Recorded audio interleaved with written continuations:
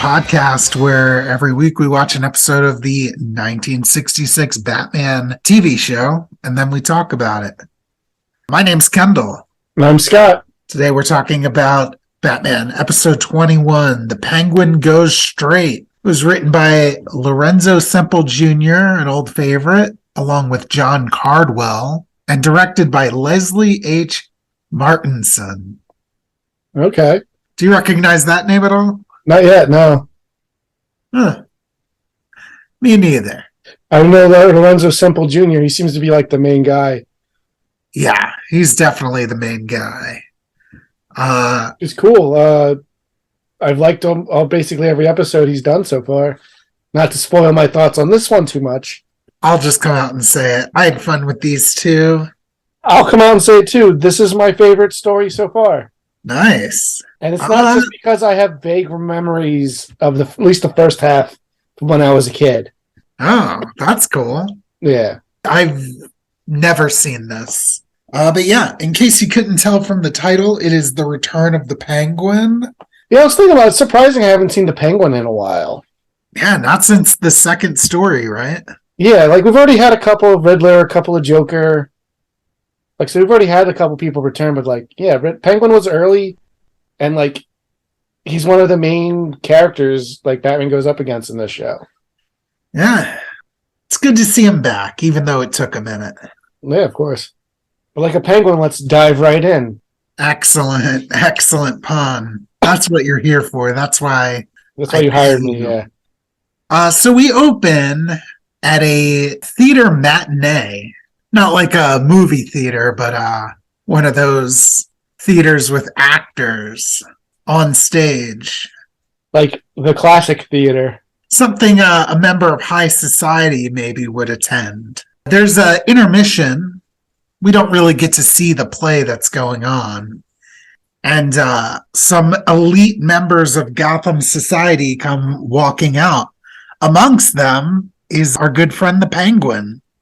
Yeah, he's just taking a night to theater. Yeah, I was kind of surprised to see him immediately. Like, oh yeah, and already like hobnobbing. Yeah, he wasted no time. Yeah, I wrote my first note in this episode is civilian Penguin kind of rules. Because he's just talking about like the performance and stuff they've seen. And like, it's kind of a normal guy. And I don't know, but like he still talks like the Penguin. So like he still like has a lot of alliteration and like flowery verbiage, and I really enjoy that.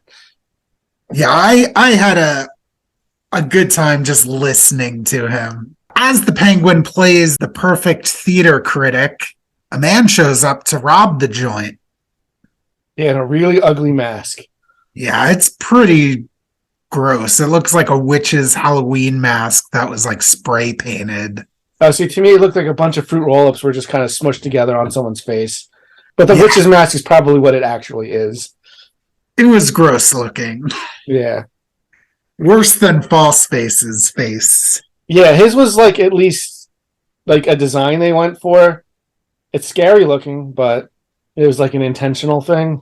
The robber, he wants a ruby necklace belonging to one Sophia Starr. Who's apparently like the most eligible bachelorette in Gotham or something. Yeah. Luckily, the Penguin intervenes. The robber has a Tommy gun and just starts opening fire. Unfortunately, Penguin brought his bulletproof umbrella to the theater. Yeah, and then we get a fun little bit where the Penguin walks up to the guy and socks him in the face, and we get a nice... And Penguin gets to do a pow sound effect. Yeah. I thought that made me so happy to see that. I was like, that's awesome. Pretty cool. That's the first time they've done one that didn't involve Batman and Robin. Yeah.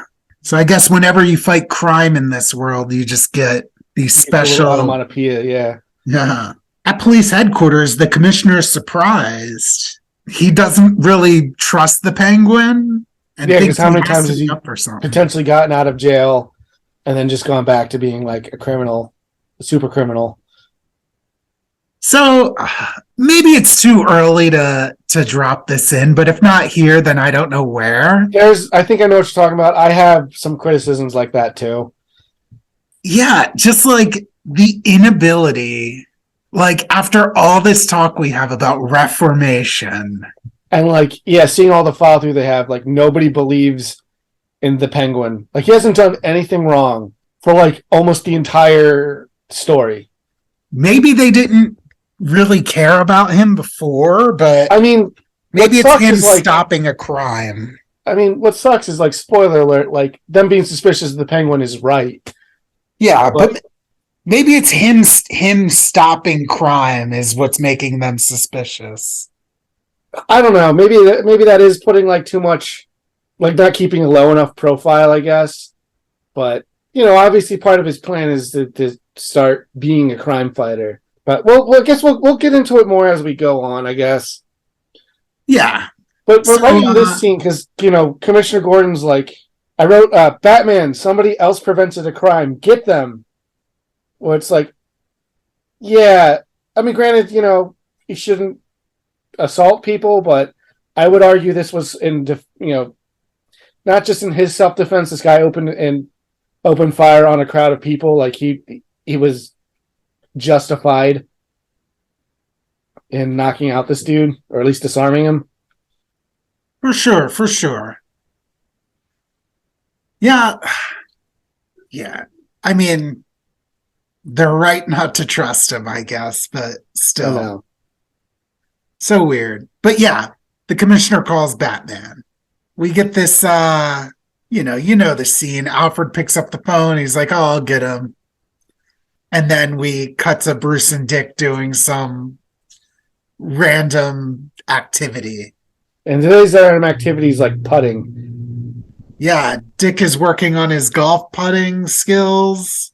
Aunt Harriet's just kind of watching as Bruce coaches him. And we get a funny bit. Alfred comes in and says, oh, there's a Mr. Rhyme for you on the phone. Mm-hmm. And at first, Bruce is like, Mr. Rhyme. And Alfred clarifies by saying K Rhyme. Yeah, obviously implying crime. Yeah.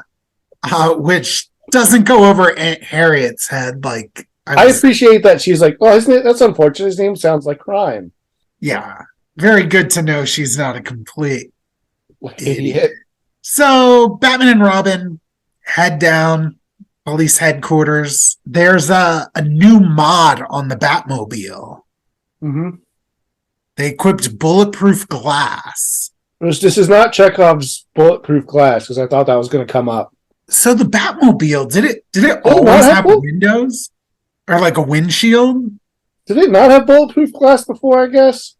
Yeah, I mean, it definitely looks different. I wonder if just the glass they had on there shattered. Maybe. They replaced it with something thicker. Let's see if I can quickly look something up. No problem. Nothing I can find about it.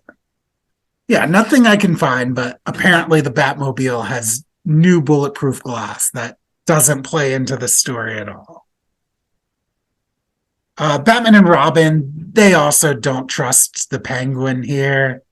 No one gives this bird the benefit of the doubt. They instruct the commissioner to interrogate the robber. Because, yeah, they suspect he must be... the whole thing was staged by the Penguin. Commissioner Gordon and Chief O'Hara are just doing like some classic interrogation technique. Well, they're like both bad cops. So this scene reminded me of like The Dark Knight. Like, that cop, like, when they're interrogating the Joker, and like Batman's going to roll up and like punch him in the face. Oh, dang. I barely remember the cops in that scene. Well, they mostly get out of the way for Batman. But like, it reminds me of like modern Batman stuff, or modern police procedurals or whatever, where they're For like, sure, because Chief O'Hara's about to hit the dude. I'm like, yeah, you can't do that, man. Like, as Commissioner Gordon tells him. Well, like, Jesus. But they're basically like warming him up for Batman is the plan. Yeah, so this is the silliest thing I've ever seen. Yeah. This is the least intimidating Batman. So they're like shining a light on Batman in a way that his shadow appears on the wall. and he's like shaking his cape around. Yeah, it's really stupid. And I mean, it works. This robber is like, oh crap, there's bats in here. He gets so scared he passes out. Yeah, but it's not scary even Even in a the little bit. slightest. I mean, I guess, that's what they say about criminals is true. They're superstitious and cowardly lot. Yeah, I guess so. Yeah, I wrote my notes here at this point. I was like, I know they're right, but I wish Batman believed Penguin reformed. I think it would have made a more interesting story. Like, yeah, even if he doesn't completely trust him, like maybe they have to team up for part of it. that would be a lot of fun. Yeah. So yeah, they get nothing out of this robber. Commissioner Gordon calls him a hard cookie. And Chief O'Hara says, yeah, with armored plated icing. Yeah, the cookie thing was weird. They get a call. The Penguin has been sighted at the Gotham City Millionaires Club. They have so many millionaires in the city, they need a club. They do need a club. I assume Bruce Wayne is a member. Yeah, something I thought was going to play in a little more. Yeah, I thought maybe he was going to show up as Bruce Wayne. Yeah, which this is the perfect opportunity to do that. Yeah, Penguin's trying to do... He's obviously trying to do... Like, he's getting in good with all of, like, the richest people in Gotham. Yeah. Although maybe that time he tied Bruce Wayne to a conveyor belt that was headed towards a furnace. But yeah, maybe he found out after the fact. I think he did. Yeah. Because that was like the cliffhanger, and I feel like he was like, oh, this guy looks so familiar. Oh, so I thought they were saying that because he fights Batman. I feel like he found out it was Bruce Wayne. Yeah. But oh well, whatever. Why worry about the story that didn't happen? Exactly. In the steam room of the Millionaires Club, Penguin and another member of Gotham City High Society are steaming, I guess. Mm-hmm. You ever do one of these steam rooms? No, I can't say that I have. I don't think I'd wear flippers and like swimming flippers in there though. Yeah, quite a look for the Penguin. This is one of the scenes I had like vague memories of because when I watched, I was like, oh yeah, I kind of remember the steam room like fight scene like with the umbrella and stuff. Because I just generally remembered there was an episode where the Penguin like is a crime fighter from when I was a kid, Two kidnappers, each who have bird-related names labeled on their chest. Yeah, Dove and Eagle Eye. Which I don't think they're the same ones as Fine Feathered Finks, right? I don't think so. I think they were like Hawk and Sparrow or something. There was Hawkeye for sure. Yeah, Hawkeye was one, yeah. But yeah, I'm pretty sure they're different goons. But anyway, they try to kidnap this guy. Penguin saves him by using dry ice that he had in his umbrella to dissipate the steam that the goons were using. Yeah, cause it to condense real fast. Which I don't know enough about steam, but I don't have enough science to dispute that. Batman and Robin show up, and the Penguin has already saved this man's life. They question why he would have dry ice in his umbrella, but he says, oh, what would be more natural than carrying an umbrella loaded with dry ice? Because he's a penguin. He likes it cold even though he's in a sauna. Yeah. They have no retort to that. I mean, it's not illegal to have weird umbrellas. Yeah. I just thought that was a funny bit. Yeah. I like that Batman and Robin turn to each other to like discuss what's happening. And then Penguin just kind of like sidles up in between them and then just answers. I was like, that's kind of funny. Yeah, that was pretty funny. Kind of reminiscent. I mean, I know it hasn't happened yet, but I feel like during his little Commodore Schmidlap disguise bit in the movie. Yeah. Like they just like turn to the camera and they're just like, oh, that's the Penguin. Yeah, they're like, yeah, that's clearly the Penguin. And he just like rolls up. He's like, hey, what are you talking about over here? Yeah. We find out that the Penguin has formed the PPA, which stands for the Penguin Protective Agency. I love his like logo. It's the umbrella. It's like under the Penguin's umbrella. Like I thought that was funny. It was cute. It was good branding. Good branding indeed. Batman and Robin They theorize he's after Sophia Starr's jewel collection. So they come up with a plan to create traceable fake jewels. Yeah, using that radioactive element technique they used last week. Yeah, I thought that was so. That's cool. Yeah. Like I was like, thank you for using that again. Because I feel Good like I idea. even said that on like last week or the week before's episode. Oh yeah, we just assumed they would never do that again. Yeah. And then the very next episode, they're like, oh, let's use this trick. Yeah, which is awesome. We get one of my favorite things, Alfred going undercover. Yeah, this one's kind of got it all so far. Yeah. So they have this plan to replace Sophia Starr's jewels with some fake ones. But they need to, know what they look like, which, makes sense. Yeah. So Alfred goes to her penthouse as an insurance photographer. Yeah, he just which is a takes pictures of them. good cover, good excuse to have to take photos of them. Yeah. While there, he remembers he was also meant to switch the Penguin's cigarette holder with a bugged one.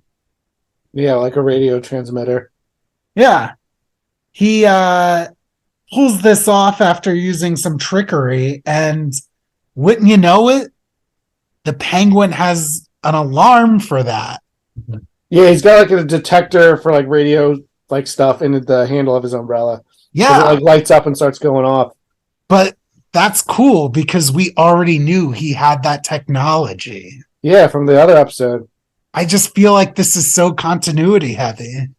Which is so not what this stuff usually does. Yeah, and I mean, it's in a way that like doesn't affect the story at all, but yeah, you don't need to have known that he has that, but it's cool that in watching it now that we can pick up and put these like connections together. Yeah. The Penguin goes after Alfred. He's like, "What are you doing? Who sent you?" Alfred, using some quick thinking, literally pulls the rug out from under the Penguin. Yeah, do you think this version of Alfred was also in like MI6? I would hope so. Although I don't know if MI6 would have existed back in his day. Oh, yeah, but you know what I mean? Like, think he was a secret agent? I'm going to headcanon that he was. Yeah. Because he's pretty cool under pressure every time we've seen him. Yeah. We get a rare shot of the Penguin with no top hat. Oh, yeah, I hate it. Yes, he just looks weird without the hat. It's like a weird wig or something he's wearing. It doesn't look like hair. But yeah, Alfred gets away. So thank goodness the old chap is safe. Back at the Penguin's headquarters, Dove and Eagle Eye question the Penguin's plan. He was offered 10 grand to protect the jewel collection of the guy he saved from being kidnapped. Is that what it was? I thought he gave him a like reward for saving him. I remember he says he rips up the check. Like, well, yeah, he rips up the check just to get further in their good graces, you know? Yeah, but I feel like being his protection guy would be better at that than that. Well, he reveals he's after the treasure. Yeah. Yeah, he's like, why consider yourself with thousands when you can do millions?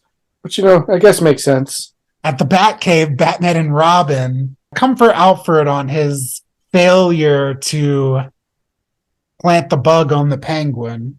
Alfred really shouldn't be too hard on himself. Batman couldn't do it either. Yeah.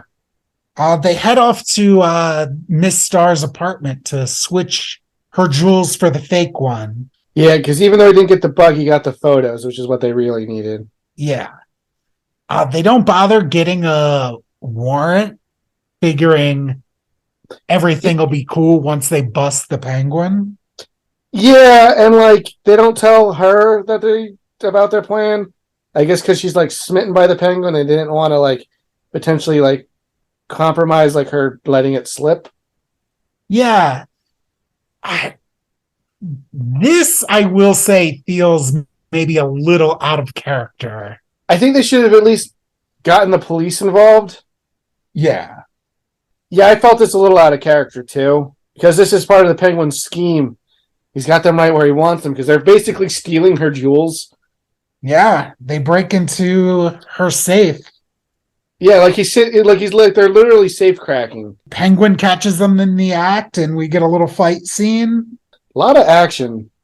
The next day, it's all over the papers. Batman and Robin, they're thieves. The commissioner, he doesn't believe how the public could turn against them so quickly, especially on the Penguin's word. It's here that the commissioner gets a call.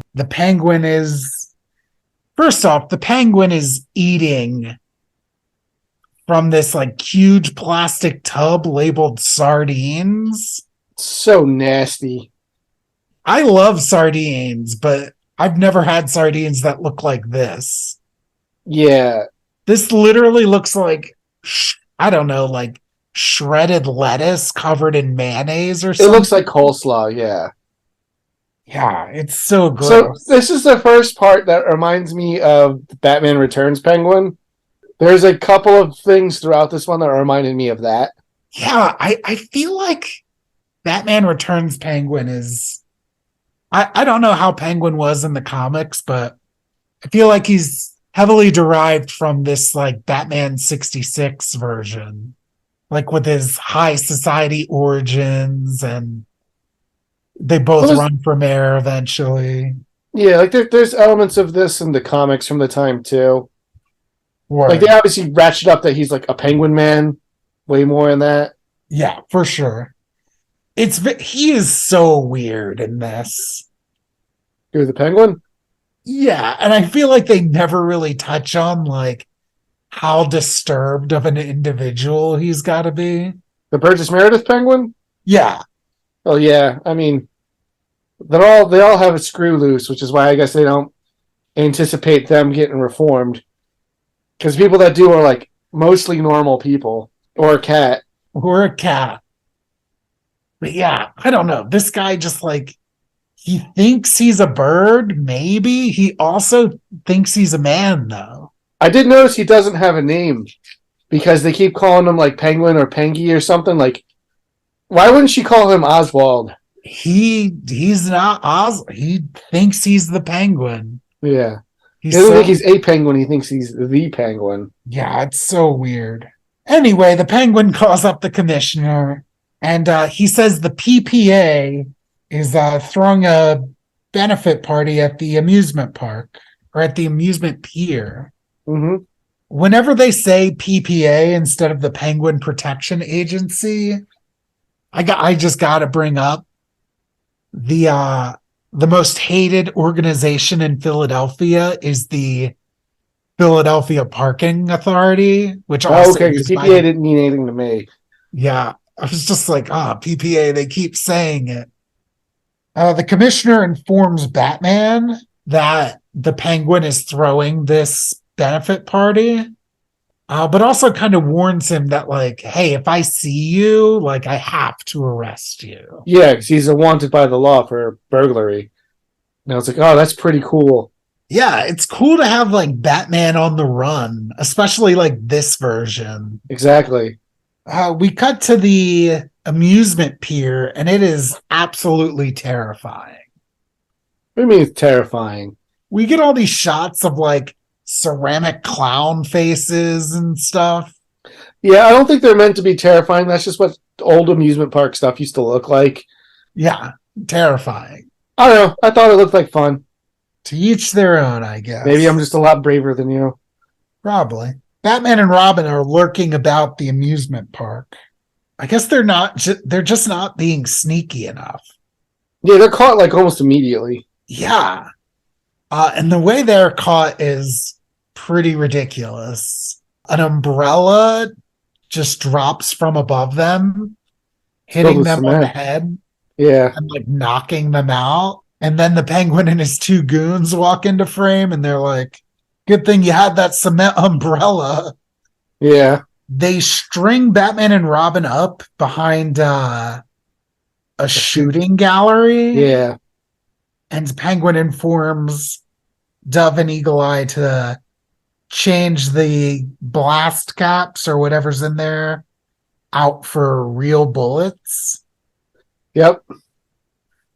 I feel like this wouldn't work, but maybe I'm just thinking of modern day versions. Oh, like the police should know it's a real gun. Well, yeah, and I just feel like they wouldn't use real guns at the amusement park. Well, yeah, they don't in real life, and then they don't in this. So yeah, this shouldn't work, this plan.